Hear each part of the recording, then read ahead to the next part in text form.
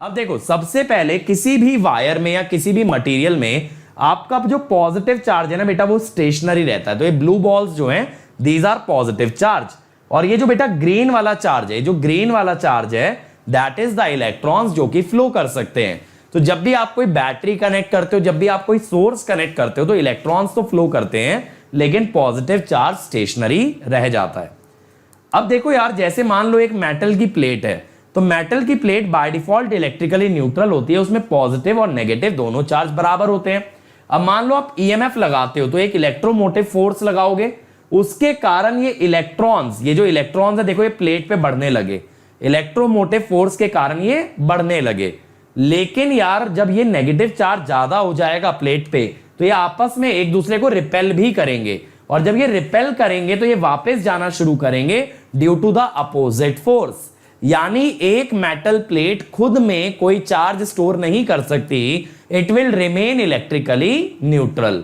तो अगर आप चार्जेस सप्लाई भी करते हो, तो यहां एक्सेस चार्जेस आते हैं, वो एक्सेस चार्जेस बेटा आपस में वापस से एक दूसरे को रिपेल करके मटेरियल को न्यूट्रल बना देते हैं। तो आप क्या बात यहां से पकड़ सकते हो कि अगर कोई मेटल प्लेट को चार्ज दिया जाए, it can not hold a charge on its own, वो अकेले कोई चार्ज होल्ड नहीं कर सकता। लेकिन मेरे भाई ये कहानी थोड़ी सी बदल जाती है अगर एक प्लेट और ले आए, अगर एक प्लेट इसके पास और ले आए। तो यहां पे क्या होता है कि जैसे जैसे देखो आप नेगेटिव चार्ज अगर यहां पे बढ़ाओगे, नेगेटिव चार्ज बढ़ाओगे, तो इस प्लेट का नेगेटिव चार्ज दूसरे के नेगेटिव चार्ज को देखो रिपेल कर देगा।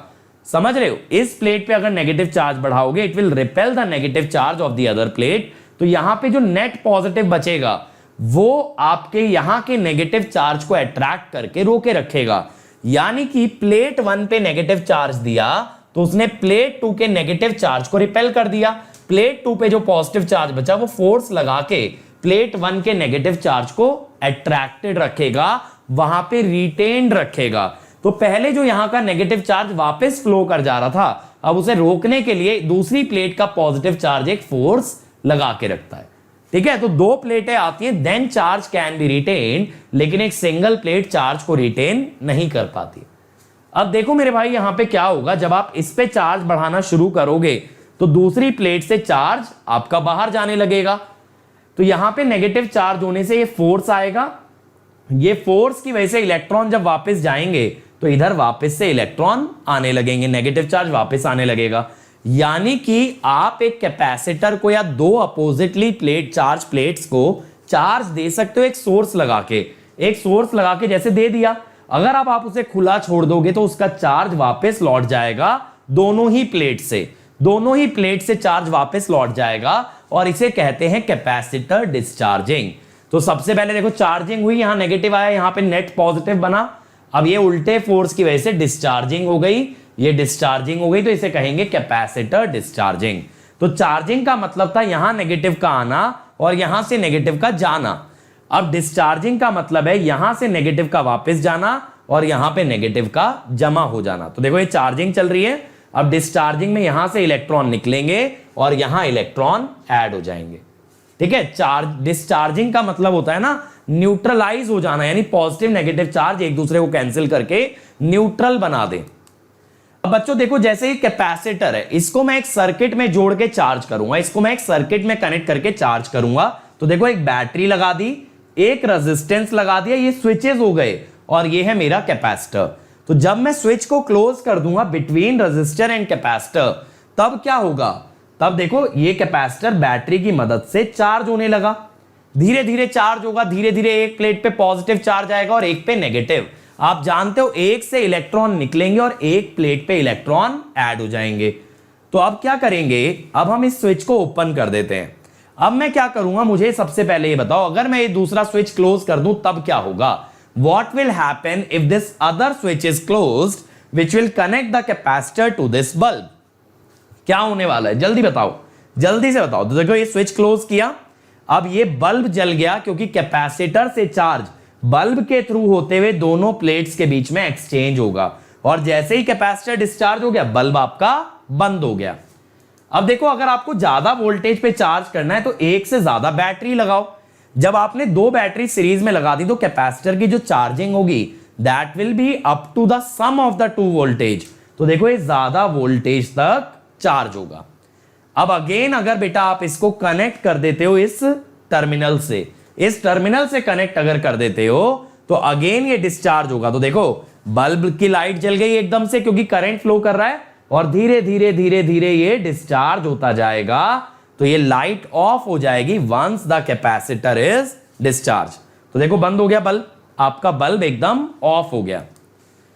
अब देखो यार, अगर कैपेसिटेंस बढ़ाना है तो प्लेट का एरिया बढ़ा लो। ज्यादा बड़ा प्लेट लोगे तो उस पर ज्यादा चार्ज एक्यूमुलेट कर सकते हो, यानी चार्ज स्टोरिंग कैपेसिटी बढ़ जाती है कैपेसिटर की। अगर बड़ी प्लेट्स का यूज किया जाए तो बड़ी प्लेट्स पे ज्यादा चार्ज हमारा ऐड हो जाता है।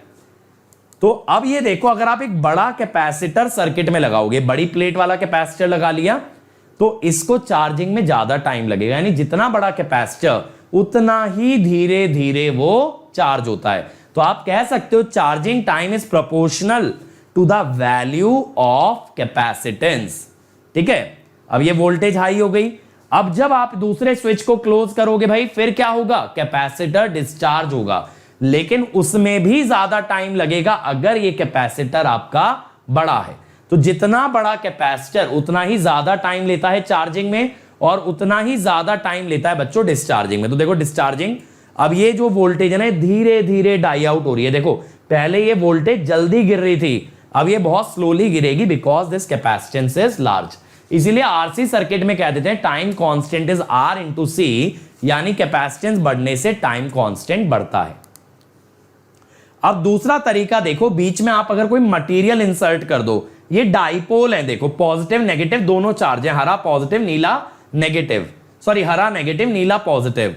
तो ये डाइपोल ओरिएंट हो जाता है जब आप कैपेसिटर को चार्ज करते हो, और ये डाइपोल दोनों तरफ के चार्जेस पे फोर्स लगाता है। तो ये जो बेटा बीच में डाइपोल डाले तो ये एक्चुअली क्या कर रहे हैं, we are inserting a dielectric material. तो ये डाइलेक्ट्रिक मटेरियल में जो पॉजिटिव नेगेटिव चार्जेस हैं ये इलेक्ट्रॉन्स को अट्रैक्ट करते हैं और ज्यादा चार्ज को जमा कर सकते हैं, because they are applying a force on the charge, they are applying a force on the charge. देखो ये डाइपोल जैसे ही ओरिएंट हो गया, हरा वाला नेगेटिव चार्ज है उसको नीले वाला पॉजिटिव अट्रैक्ट करता है और यहां ज्यादा चार्ज जमा हो जाता है। यानी कैपेसिटेंस बढ़ाने का एक तरीका यह भी हुआ कि आप उसके अंदर डाइलेक्ट्रिक इंसर्ट कर दें। अब तीसरा तरीका होता है प्लेटों को पास ले आओ। पास ले आओगे तो फोर्स बढ़ जाएगा, फोर्स बढ़ जाएगा तो ज्यादा चार्ज इस प्लेट पे रुक सकता है, क्योंकि रोकने के लिए कौन सा फोर्स यूज हो रहा है, दोनों प्लेट्स के बीच में जो फोर्स है वही चार्ज को रोके हुए है प्लेट पे। तो अगर आप यहां पे प्लेटों को पास ले आओगे तो फोर्स बढ़ेगा, फोर्स बढ़ेगा तो ज्यादा चार्ज आपका रिटेन हो सकता है। It's time to experience something glorious. Unacademy Combat. Compete, crack, conquer. A challenging gate contest engineered to give you an experience like none other. Where you put your knowledge to test. And battle it out with the best. To bring out the best in you, Unacademy Combat is the most competitive, gamified contest for gate till date, with the best of the questions by best educators. With detailed video solutions from top educators right after each contest.